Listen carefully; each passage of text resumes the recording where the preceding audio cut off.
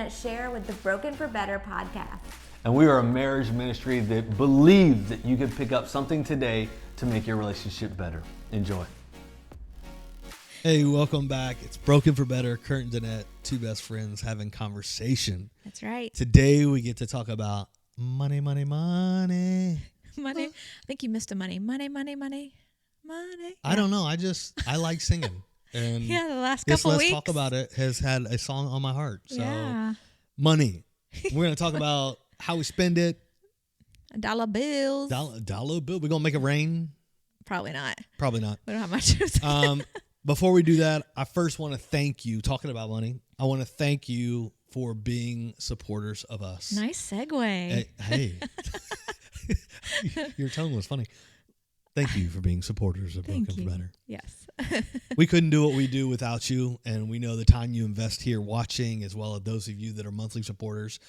Your investment into us truly is making an investment into marriages. Yeah. And so we, from the bottom of our heart, say thank you, thank you, thank you. You are making a difference whether you realize it or not. Through our coaching sessions, through our workshops, through all the conversations we have, we're allowed to do that because of you. So thank you very much for your support. Yes. Also, July 28th.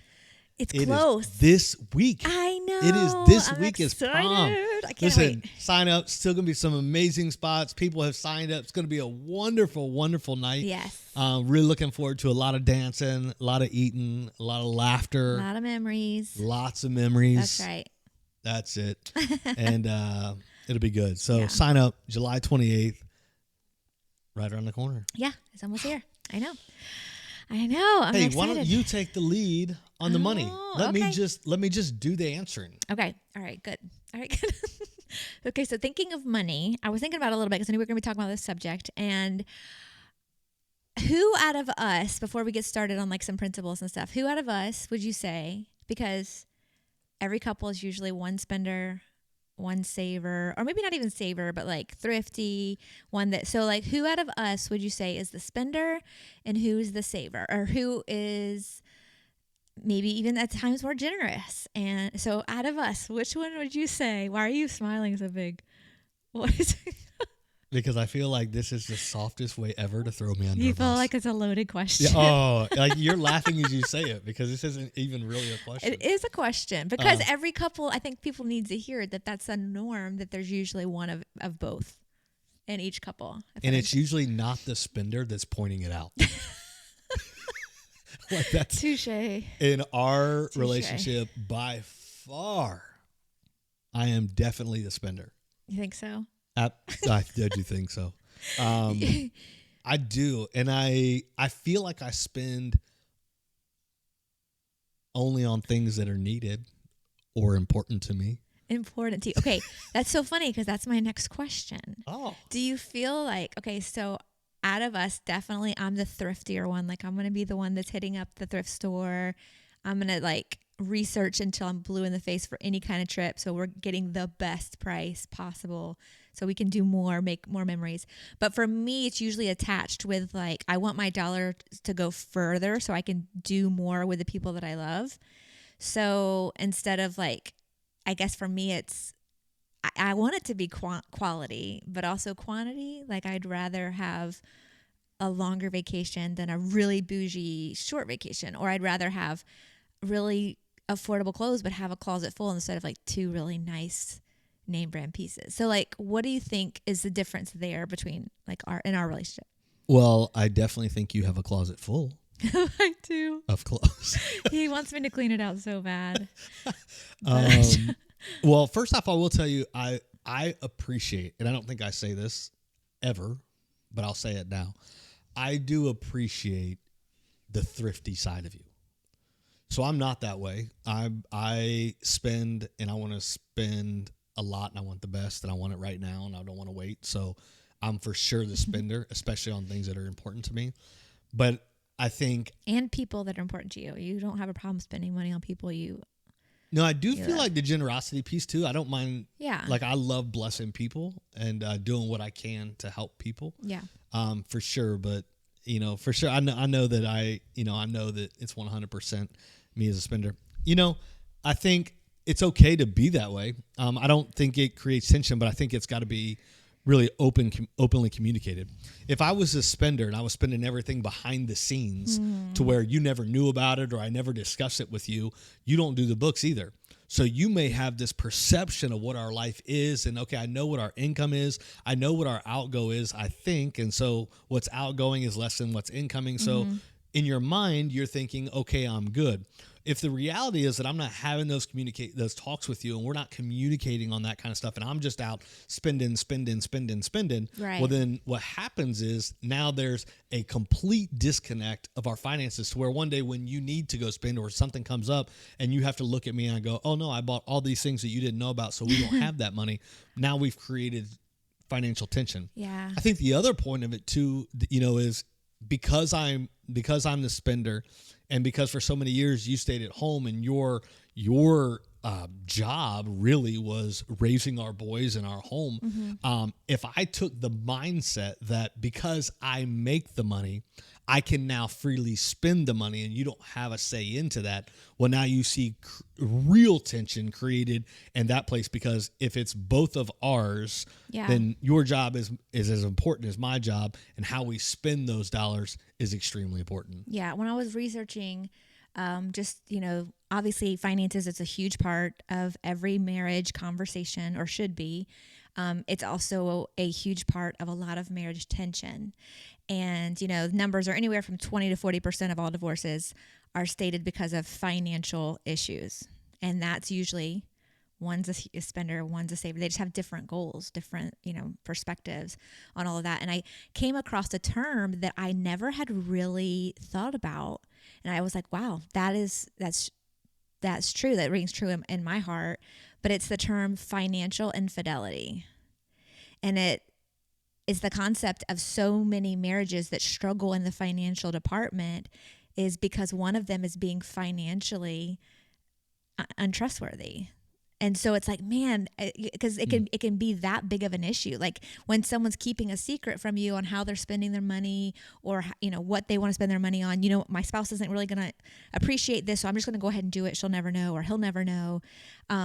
It's a form of infidelity. It's like a form of keeping secret.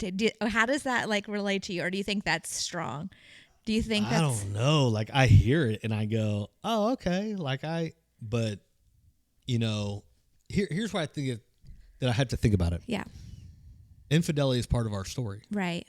It nearly brought us down and ruined us. Absolutely. Yeah. So that word infidelity is so heavy. Is really big for me.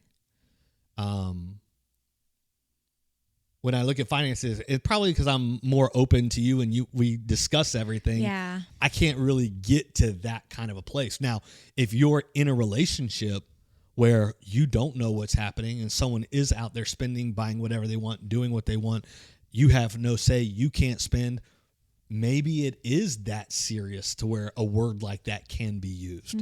I would almost flip it the other way, not even on spending, but on acquiring it, because I could definitely see, there being infidelity if I spend my whole life trying to make it and I need more of it and to where I lose relationship with you because I'm gaining relationship with money, that is a break in relationship. Like I could put it more there than I could on the spending, but that's just not our. But see, for me, I take it the opposite way. Like I understand, like if you definitely money becomes your God, and that your relationship is hindered because of it.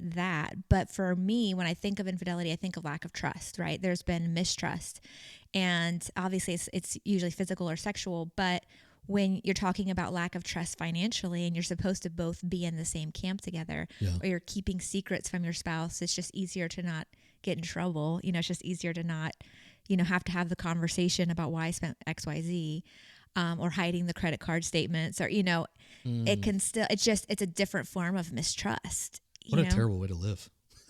If I was trying to hide the mail every time it came in. I have some mail you haven't seen, honey. I'm just kidding. What if I had let me ask you this. Because today I bought a Jersey Mike sub. Yeah. That you didn't know about. Okay, which is crazy because it actually brings me up to like an ideal or like a point. At what dollar sign or what amount should a couple have to have a conversation? So when you want to have open communication, and of course there's all different tax brackets people make that are, you know, making money that we'll never even dream about, but, or maybe I dream about you it. dream about it. And then, you know, we've also been in the boat where we've been on food stamps. We've had the, you know, kids on Medicaid, and we really were struggling to have a decent meal on the table. We've been there, you know, so there's all different brackets. So it's kind of hard to like lump everybody in together. But what would you suggest to the couple that might have an issue? It's a point of contention in their marriage when it comes to finances. Like, what point do they need to have a conversation to approve, if you will? And I know that's an awful word because it sounds like you need permission, but so you're both on the same page. See, I don't think it's approve, and I don't think it's permission. I just think it's unity. You know, I think it's perspective is everything. Yeah. And if I look at you and go, wow, there's this number that we've deemed, and now I got to ask you permission, I'm looking at that as that I'm at a level that you're not. I shouldn't have to do that.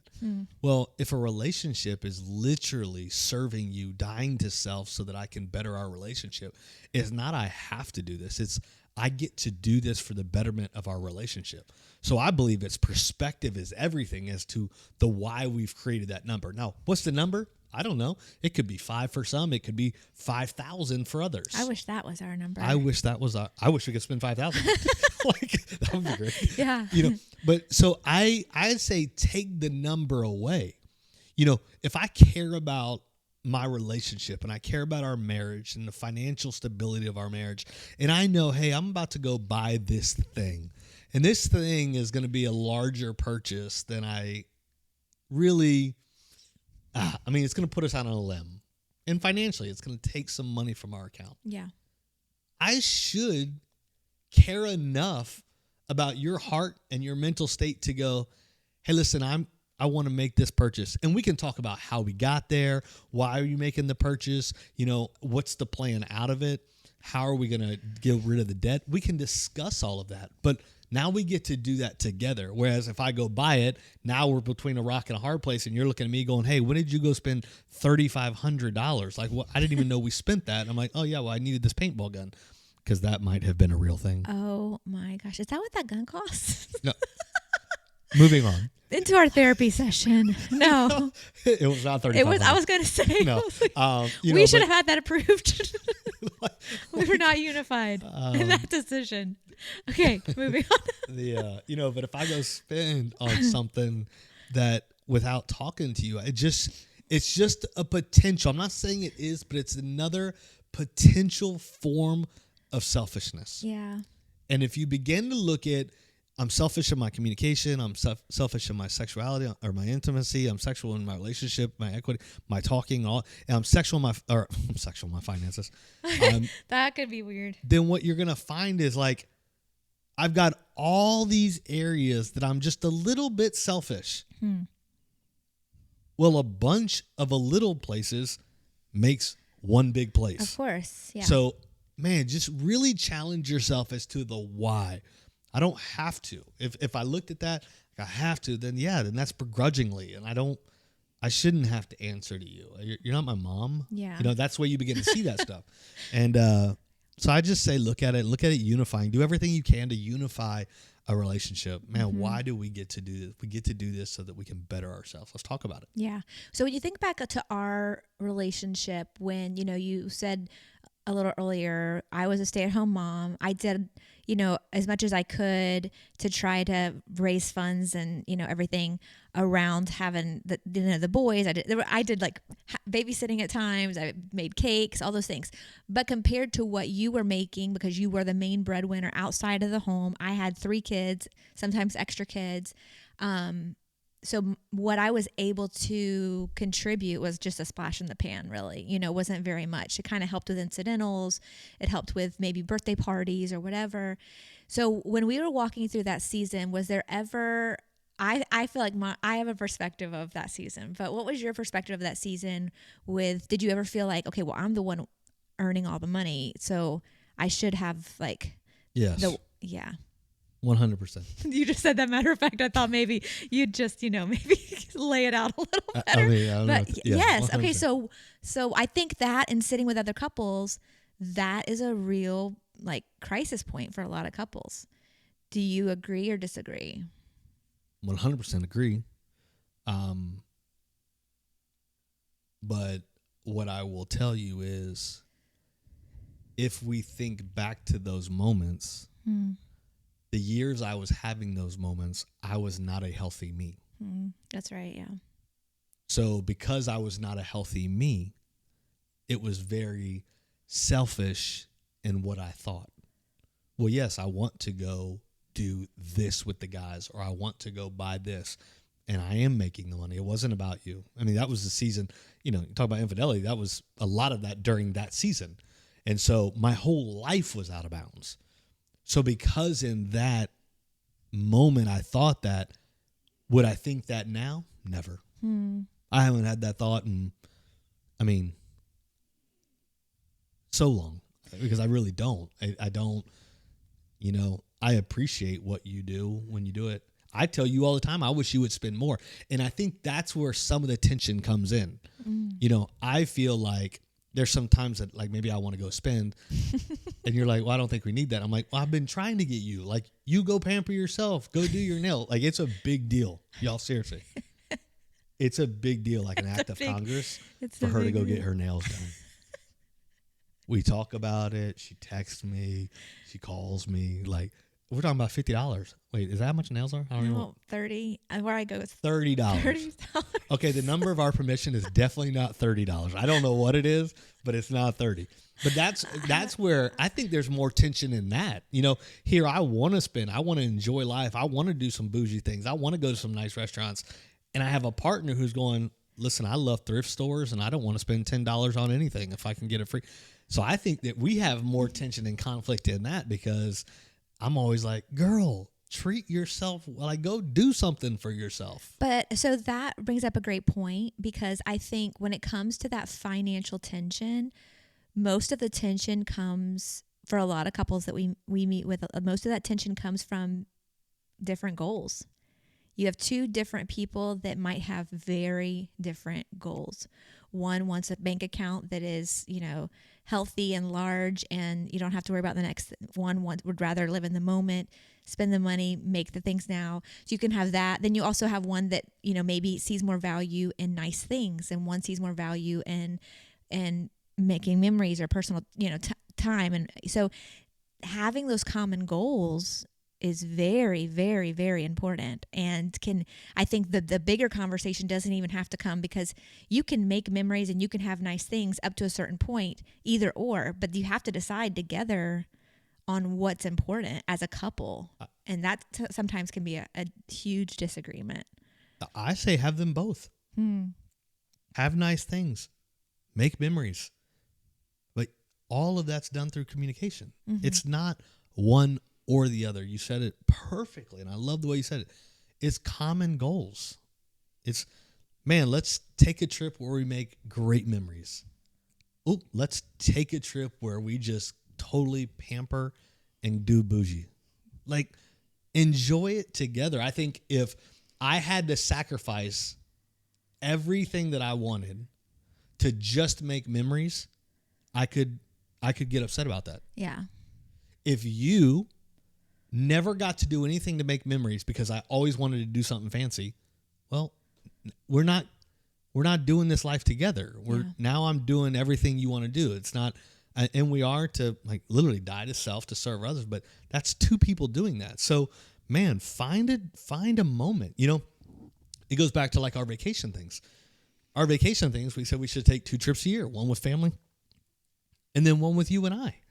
One that we're just going to have the agenda. We're going to make all the memories. We're going to go do those things. And like, we're just going to really go from morning to night so that we have a bunch of pictures and a bunch of memories. That's what we do with the family. That's excellent.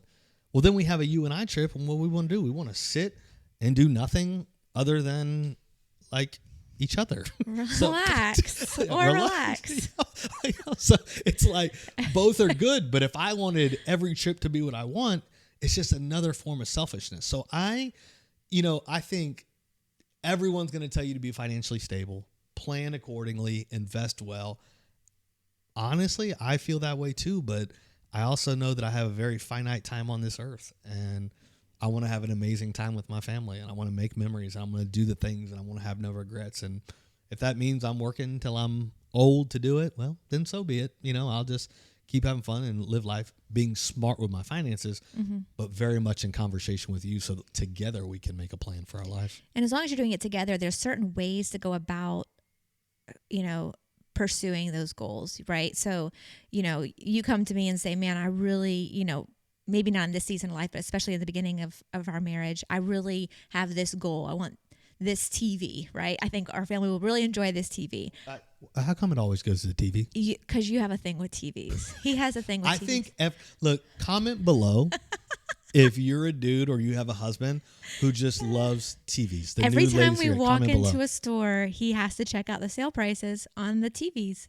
And we don't need a TV. And it's like, but did you see how much TV we could get for this price? And I'm like, but our TV works. Listen, but for someone who watches a lot of TV. I do watch a lot of TV. So think about watching your Queen Elizabeth period pieces on a little tiny 15-inch TV. I love period dramas. Real life, in-person, cinematic theater right in front of you. Yeah.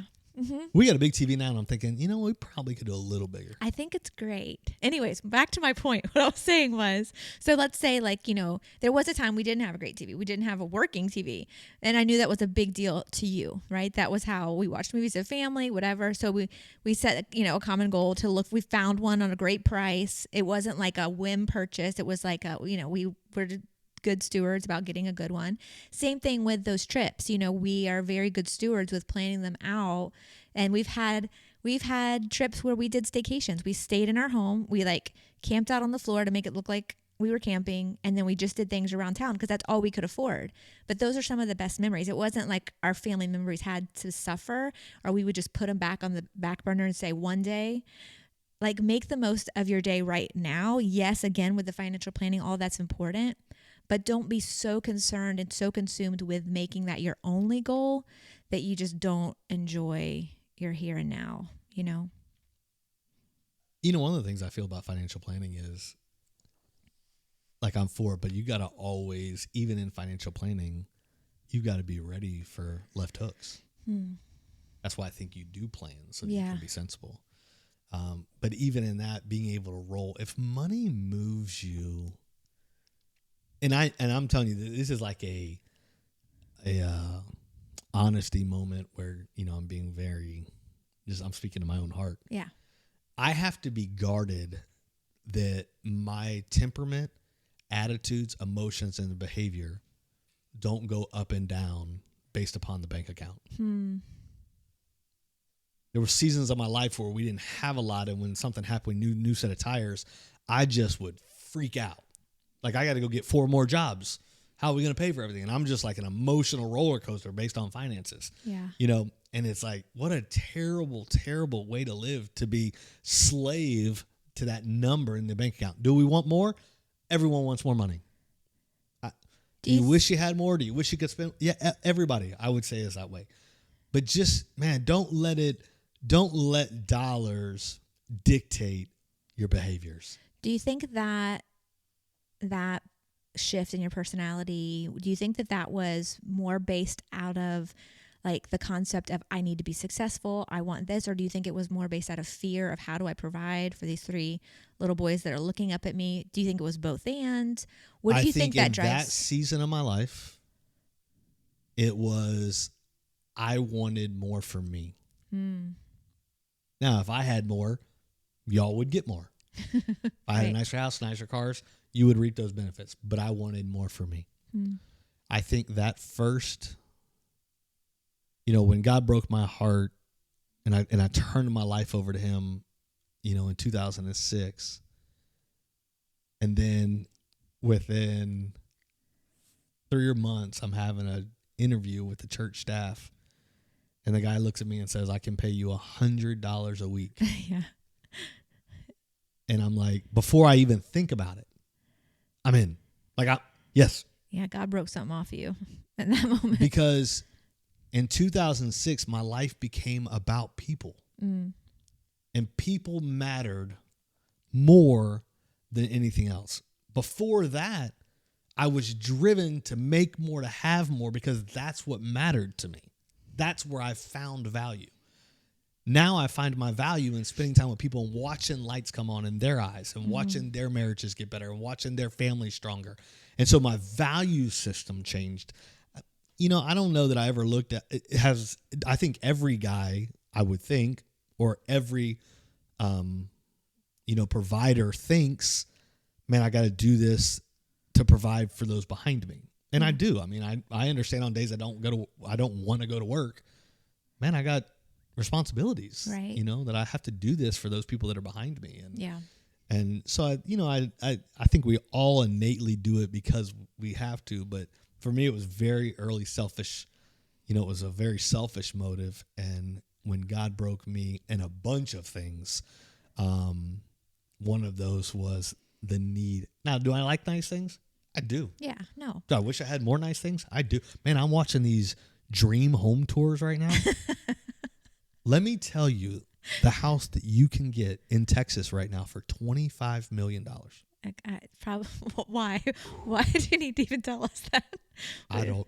Well, I want to tell you. Just dreaming. Okay. I want nice things. And it's a nice thing. We'll have a really nice palace one day. I don't know that it'll be here on this Palace? side. Yeah. Oh. I mean, on the other side. I mean, in eternity. I'm happy with that too. Yeah. Okay. All right. So we sit in front of a lot of couples. Obviously, when we first started, I don't even know that we did a budget together. Like looking back, I don't even remember us doing that. Do you remember? I don't think we did. I think we kind of just willy-nilly got married, like started trying to figure out where our money was going. And then eventually we're like, oh, we probably should sit down and like actually see what we make and then actually what we can spend. And so we didn't really do that at all. But we sit in front of couples all the time that are, going through premarital or coming in on the other side of already getting married and walking through some, maybe some hard times. And one of the main questions we get is, do we have to combine our finances, or should we combine our finances, or is it okay to be financially independent? I got mine, you got yours, you deal with you, I deal with me. What are your thoughts on that? I think I know your thoughts, but for the person that's listening, I think you're going to set me up for some people not to be happy with me. No, I think you need to be honest. We've seen a lot of couples. Okay. Yeah. First two, when we first got married. Yeah. I've always done a budget. You don't really care about a budget. So did we talk about it? We did have some meetings. I don't remember. But I don't remember. That's about how fast they were too. I was like, whatever, just tell me what we have, we don't have. That's exactly right. So, I think we have operated off a budget. Yeah. Mine are looser than some. I know people that use envelopes. I know people like. We did try that for a while. We tried that for a while. And then I was tired of having to carry cash everywhere. I just kept combining envelopes. Gotcha. That's not the purpose. That's not our. Old Dave wouldn't have been too happy with me, but I don't think so. So, what do I feel about combining accounts or having your own money? I'm about doing anything that creates unity and openness in your marriage. What a great way to answer that. So, if having an account that your partner cannot use or does not know about so that you can do your own spending, if that's the greatest move for your marriage, and that's what's healthiest and it works, so be it. I also think I spend a lot of times talking to couples and doing enough research to know that there are many little mines that marriages step on. And one mine might not be a big deal.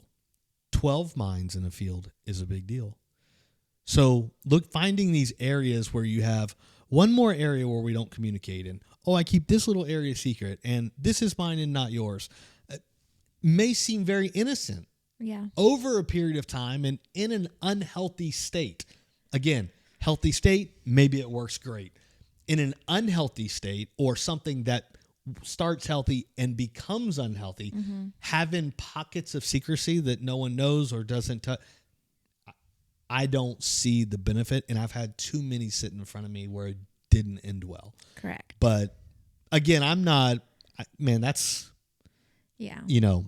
And again, we're coming at this from the marriage coaching perspective side, not the financial advice side. Because all we I could can do is probably tell you, use one of those. We've had enough conversations where it didn't work that way. And I'm about unity, man. At any point, you should be able to look in and go, hey, I want the bank account. Right. Perfect. Here's the account. Go find it. It goes back to that financial infidelity kind of concept again, right? If I ever have an issue where, if I ask you to, hey, can I see your phone? And you don't want to give me your phone. All of a sudden there's what? There's a flag there. Why? Because there's mistrust. There's a reason why. And it's the same concept with the bank account. If I can't look at the bank account or I can't see what's happening at, and sometimes there's needs for different accounts. Maybe you run a business or whatever, and it doesn't even start out as anything, lack of communication. None of that is even a cause of the start of it, but it can dwindle also if you don't, constantly keep check on it and have conversation. And it's just the matter of, do you find value in that person that you have said, I find value in, and I want to walk hand in. I mean, I don't know that you've ever, and maybe you have, but I don't know that you've ever looked at our business account. I have. But you're also a co-signer on it as well. Oh, yeah. So like every account that I've made, you are the co-signer. Oh, I have access to. And could at any moment go. Right. So there is no, it's not transparency. You may not even operate out of it, but you have the ability at any given moment to go, hey, let me take a look at it. Right. Excellent. I don't feel the need to check in constantly because there hasn't been lack of trust. And I think that goes back to the same concept when you talk about sexuality, you talk about intimacy, you talk about all those things. There might be a season where there's lack of trust when it comes to your finances, and rebuilding that trust might take, here's the open books, here's all the credit cards, here's what we said we were going to spend for groceries, and here's what I actually spent on groceries. And that's a hard conversation. It's, it's a come to Jesus moment where you're like, here's the real deal. Like, I kind of have some spending issues here.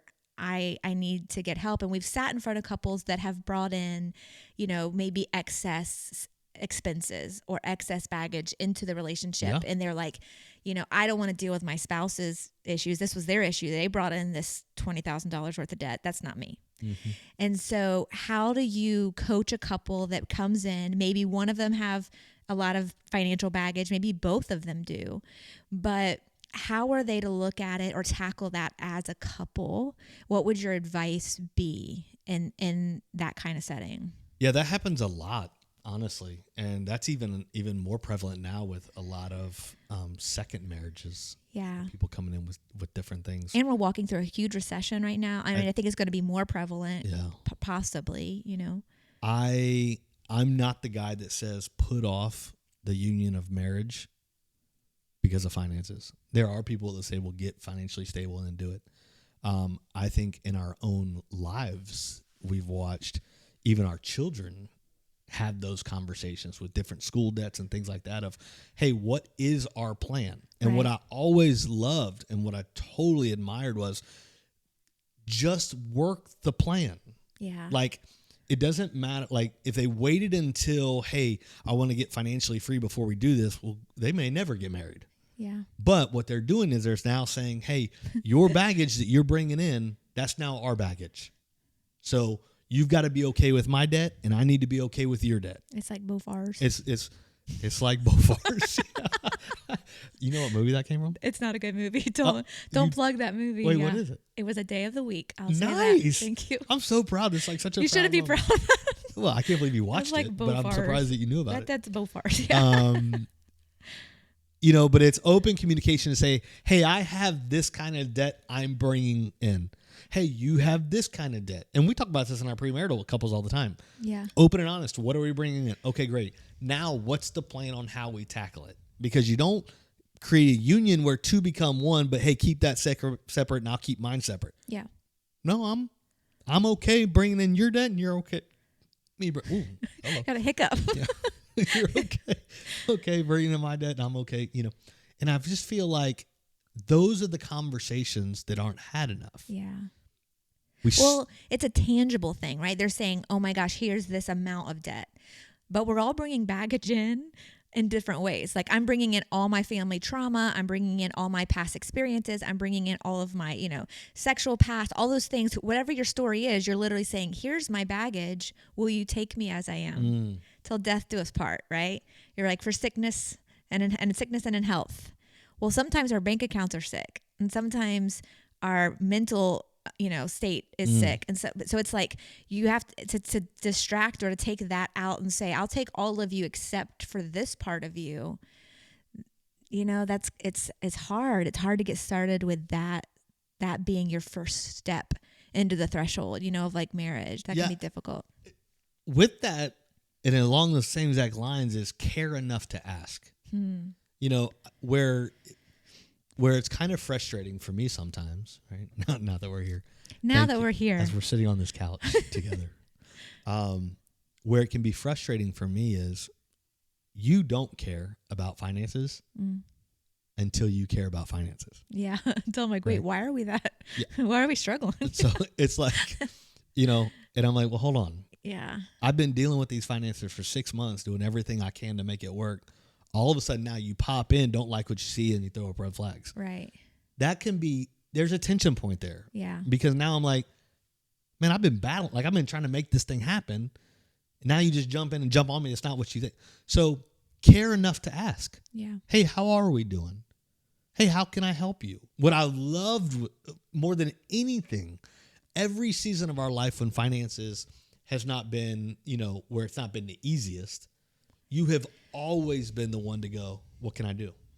And when I think about all the little jobs that you've done to try to make money, I mean, good night, Oh, I got scammed on a lot of things too. Oh, I wasn't going to bring that one up. I that did. Was a bad one. There was this, just real quick, there was this like bracelet making company that supposedly hired you, and I made 100 bracelets, y'all.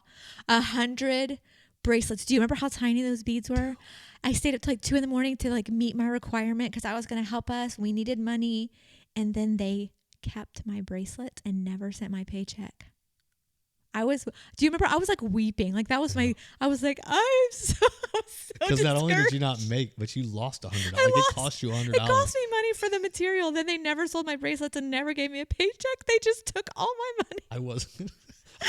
Oh gosh, so good times. But I was trying to be like, I'm like, I'm gonna Proverbs 31 this junk. I'm gonna make stuff. I'm gonna stay up, and we're gonna be good. And yeah, it was awful. I wasn't gonna bring that up. It was awful. Okay, so to the couple that's watching, that's like, how do we take the first step? What would you say? Like, I would say the conversation has to happen not in the heat of the moment, just like with every other topic we have.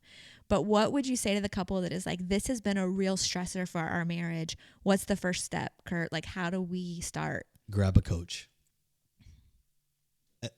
If it's been a struggle to this point, you're probably not going to magically fix it. Get a financial coach in your world to go, hey, let's look at things. A third person point of view is always the best. They have no dog in the fight.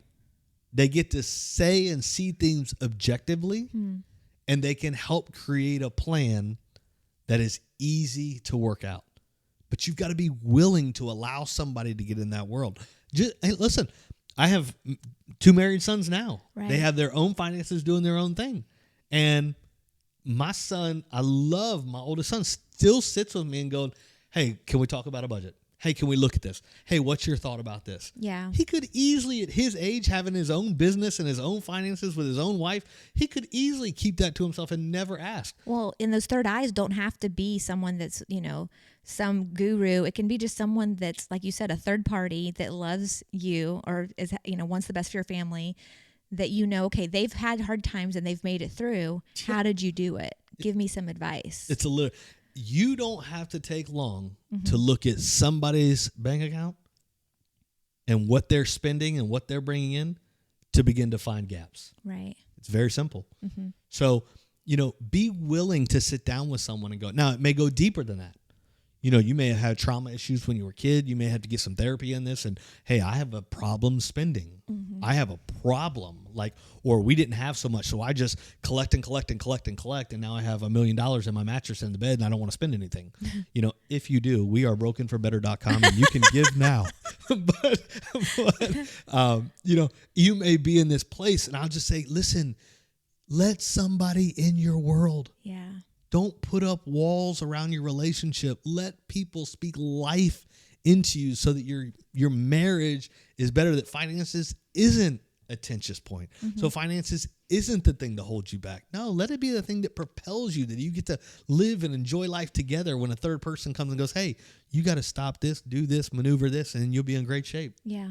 I would also say, make sure that you always value the person over the paycheck, because both of you have been brought together for a purpose. And some of you might, there were times in our marriage when you were for the most part usually the main breadwinner, but then there was a season in our marriage when I was the main breadwinner for just a little while, right? And that was kind of a hard, we had just walked through. Yeah, it was a hard transition, because now all of a sudden I'm the main breadwinner and you're doing amazing things with ministry, but because your value years ago was so intertwined with, making, being the main breadwinner, that was a point of contention we had to work through and really walk through, saying, okay, we're still going to operate the way we've always operated. And our voices both carry the same weight. That's a hard one. If you're married, you feel like one voice is heavier than the other. There's stronger personality. I'm not talking about that, but having the same value. My values are just as important as your values. Yeah. My personhood is just as important as your personhood, and we're in this for each other and together, and want the same things. We want the same goals. I remember, and seriously, thank you for just being you. I like the way you've always done what you've done for this family, but I remember when you were pregnant with Logan.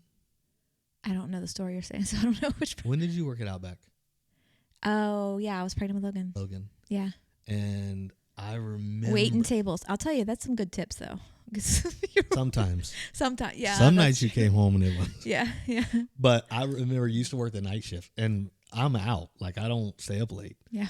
But I remember I think I was battling a couple things. One, here my wife's pregnant, out on her feet, swollen, waiting tables, getting screamed out by dudes. I'm battling that, and why in the world is my wife having to do that? That's a whole personal battle that I had. But then I'm also battling that I really can't make it better for you. It is what it is, and man, you're really helping us. And I remember I used to have to stay up. I didn't have to. I would stay up. You were on your shift, and I would stay up and wait for you. Yeah. And you'd always come home at 12 o'clock or something. I mean, crazy hours. Yeah.